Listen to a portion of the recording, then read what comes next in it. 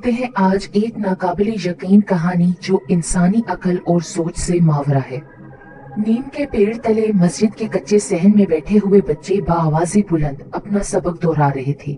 मौलवी साहब हस्बे मामूल ऊँग रहे थे, मगर इतने भी नहीं कि कहीं कोई शागिर्द जेर जबर या पेश की गलती करे और वो उसे शराब से छड़ी मारकर दुरुस्त न करवा दे। सभी शागिर्दों के मुख्तलिफ सबक पढ़ने के शोर में अचानक ये गंभीर सी आवाज पर मौलवी जी हड़बड़ा कर उठ गए। मियाँ जी अस्सलाम वालेकुम। उन्होंने उसे घूर कर देखा और चंद सानिये तक साकित और जामिद खड़े रह गए।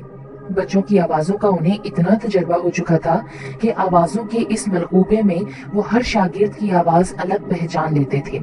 जभी तो वो इस अजनबी सी गरजदार आवाज पर सोते से जाग पड़े और बमुश्किल तमाम बोल सके।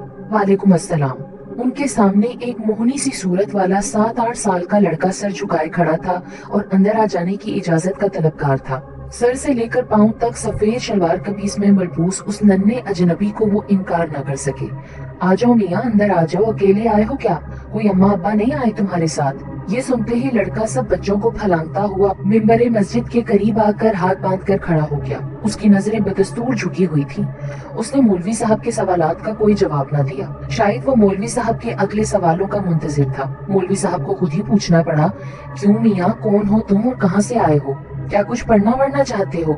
जी मौलवी साहब, आप मुझे अपनी शागिर्दी में ले लीजिए। मौलवी साहब जो उसके मासूम सरापे में खो से गए थे, उसकी गरजदार आवाज और बातचीत पर एक बार फिर गड़बड़ा गए और फौरी हामी भरने के बजाय उसे घूरते हुए बोले, क्या तुम्हारा ताल्लुक इसी गांव से है? यहाँ तो लोग पंजाबी भी ठीक से नहीं बोलते और तुम हो के उर्दू बोल रहे हो? लड़का जरा ना घबराया और तड़ से बोला, वो मौलवी साहब, दरअसल मैं इस सामने वाले जंगल के पीछे वाकई गांव से आया हूँ, जहाँ नदी बहती है। आपको तो पता ही है, पिछले माह मूसलाधार बारिशों की वजह से वहाँ सैलाब आ गया था और इससे बहुत सारे दरख्त भी उखड़ गए थे, घर भी बह गए थे, हमारा घर भी इसी में डूब गया था। इसी तरह मैं अपने वालिदैन से बिछड़ गया और अब मैं चाहता हूँ कि आपके पास रहूं, क्योंकि इस गाँव के तमाम बच्चे आपसे फैज़याब होते हैं। मैं आपके साथ रहना चाहता हूँ। इसी नीम के दरख्त तले इसकी बड़ी घनी और ठंडी छाँव है, मैं यही रहा करूंगा। मौलवी साहब ने जब उसकी गुफ्तगू सुनी तो हैरत से बोले, लड़के तुम्हारी उम्र क्या है? कद-काठ से तो तुम 7-8 साल के लगते हो, मगर गुफ्तगू तो बड़ों जैसी करते हो। मैं जी पूरे 13 साल का हूँ। बीमारी की वजह से मेरा कद छोटा रह गया है। वो बड़े एतमाद से बोला। उसकी ये बात सुनकर तमाम बच्चे खिलखिलाकर हंसने लगे। मौलवी जी ने वहीं बैठे बैठे एक दो को छड़ी टिका दी और फिर लड़के से मुखातिब हुए, अच्छा पुत्र, तुम आज से खुद को हमारी शागिर्दी में समझो। और हाँ मियाँ, नाम क्या है तुम्हारा? जी मेरा नाम मिराजुद्दीन वल सिराजुद्दीन है। उसकी उर्दू पर देहाती बच्चे एक बार फिर ही करने लगे। अब के मौलवी जी भी हंस पड़े। सब बच्चों को छुट्टी दे दी और कहा कि अगर कहीं कोई अच्छा सा सालन मिल जाए तो उसे अलग कटोरे में डाल लेना मेरे वास्ते। दाल साग तो हमें हजम नहीं होते। नया लड़का ये बात सुन रहा था, इसीलिए जल्दी से बोला, मियाँ जी आज मैं लाऊं खाना आपके लिए? मेरी बहन इससे अगले गाँव में रहती है और बड़ा अच्छा खाना बनाती है। मुल्ला जी के मुंह में तो पानी भर आया, फिर भी दिखावा करते हुए बोले, तुम कहाँ इतनी रात को अगले गाँव जाओगे? आज वैसे भी चौधरी जी के यहाँ से अच्छा खाना आ जाएगा, जुमेरात है ना। जाओ, अब खलीफा से कह देना कि मुझे मौलवी जी ने भेजा है, वो तुमको तुम्हारे सोने और पढ़ने की जगह दिखा देगा। उस नए बच्चे को एक कच्चे मगर बड़े से हुजरे में जहाँ बाकी सारे तुलबा रहते थे पहुंचा दिया गया और वह सबके साथ खजूर की चटाई पर सो गया। इस तरह मिराजुद्दीन व सिराजुद्दीन मौलवी साहब का बाकायदा शागिर्द बन गया। उसका हाफिजा तो बला का था। उसने एक हफ्ते में ही बगदादी कायदा खत्म कर लिया और सिर्फ 3 माह में पूरा कुरान पाक खत्म कर लिया और अब तो वो उसे हिफ्ज भी करने लगा था। मौलवी साहब तो बस हैरान थे कि आज तक हजारों शागिर्दों को पढ़ा चुके थे, मगर ऐसा हाफिजा, ऐसी रवानी और खुशहाली कभी देखने सुनने में नहीं आई थी। जब भी उसका सबक सुनते तो कुछ गड़बड़ा सा जाते कि ये लड़का इंसान भी है या कोई और मावराई मखलूक। वो ऐसा सोचते जरूर थे, मगर अपना ये ख्याल जाहिर कभी होने ना दिया था कि इतना अच्छा बच्चा है, कहीं बददिल होकर भाग ही ना जाए। वो बच्चा तो अब हाफिज कुरान भी बन चुका था, मगर मौलवी साहब को अब उससे प्यार सा हो गया था, इसलिए उसे अपना बेटा बना लिया। मौलवी साहब ने उम्र भर शादी न की थी, बस दर्जो तदरीस ही उनकी जिंदगी का हासिल रहे। एक रात मौलवी जी जब किसी का निकाह पढ़वा कर लौटे तो ज्यादा मुरगन खाना खाने की वजह से पेट में तकलीफ सी महसूस हुई। बदहजमी की वजह से वो सिर्फ हींग कूट कर फांक लेते थे और फिर थोड़ी देर बाद भले चंगे हो जाते थे, मगर आज वो हींग भी खत्म हो चुकी थी और दोबारा मंगवाने का मौका ही ना मिल सका। सारे लड़के सो चुके थे, मगर मिराजुद्दीन मामूल के मुताबिक जाग रहा था और इबादत इलाही में मशगूल था। मौलवी साहब दर्द से करा रहे थे, अरे कोई है जो मुझे कहीं से जरा सी हींग ला दे? कोई सुनता ही नहीं। हाय हाय मेरे अल्लाह। मिराजुद्दीन ने सोचा उस्ताद साहब तो तकलीफ में हैं और अगर उनकी बर वक्त मदद न की तो शायद अल्लाह ताला मेरी इबादत ही ना कबूल फरमाए। इधर सारे शागिर्द मसलहतन सो रहे हैं। इतनी रात गए कौन अपनी नींद खराब करे, इतनी ठंड है। मगर मिराजुद्दीन हमेशा की तरह खिदमत के लिए तैयार जायनमाज लपेट कर ताक में धरी और मौलवी जी के सर पर जा खड़ा हुआ। मौलवी जी, मैं ला दूं आपको हींग? मुझे पता है हींग कहाँ मिलती है। तुम कैसे लाओगे? इतने जरा से तो हो तुम। क्या तुम्हें अंधेरे में डर नहीं लगता? रात इतनी है, सर्दी भी है। नहीं जी, मैं तो अपने सारे काम जब चाहूँ कर लेता हूँ और मुझे अंधेरे से तो डर नहीं लगता। मौलवी जी पर तो हैरतों के पहाड़ टूट पड़े, क्योंकि रात का दूसरा पहर था और ये नन्हा सा लड़का बाहर जाने को तैयार था।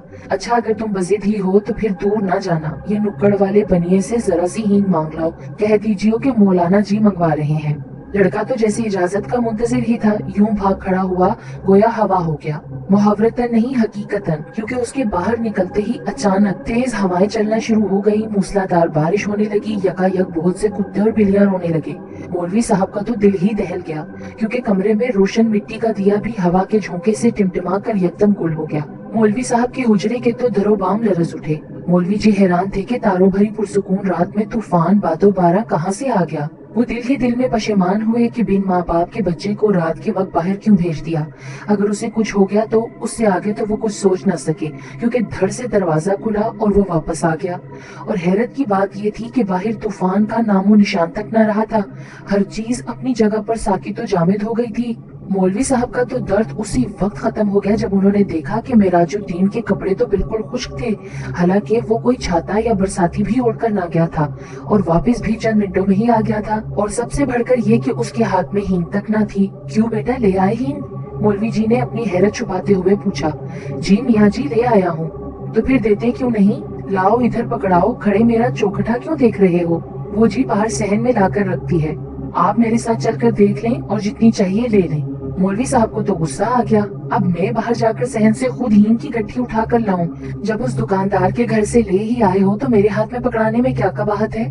अरे आप आए तो सही मौलवी साहब। वो उन्हें बाजू से पकड़कर सहन में ले गया। मौलाना साहब की तो आंखें फटी की फटी रह गईं। सहन हींग की बोरियों से भरा पड़ा था। शायद मनों के हिसाब से हींग लाकर उस्ताद की खिदमत में हाजिर कर दी गई थी। उन्होंने एक नजर हींग के अंबार को देखा और फिर मिराजुद्दीन के चेहरे की जानिब। उसका सर हस्बे मामूल उस्ताद साहब के सामने झुका हुआ था। इधर आओ और जरा मेरी तरफ आंख उठाकर देखो। उन्हें पहली बार इतने बासादत शागिर्द पर गुस्सा आ रहा था। उनके पेट का दर्द तो रफू चक्कर हो चुका था। उन्होंने उसे कंधों से पकड़कर झंझोर डाला और उसकी आंखों में आंखें डालते हुए बोले, सच सच बता दो, तुम कौन हो? क्या तुम्हारा ताल्लुक जिन्नात से है? जी मियाँ जी, आपका ख्याल दुरुस्त है, मैं वाकई एक जिनज़ादा हूँ।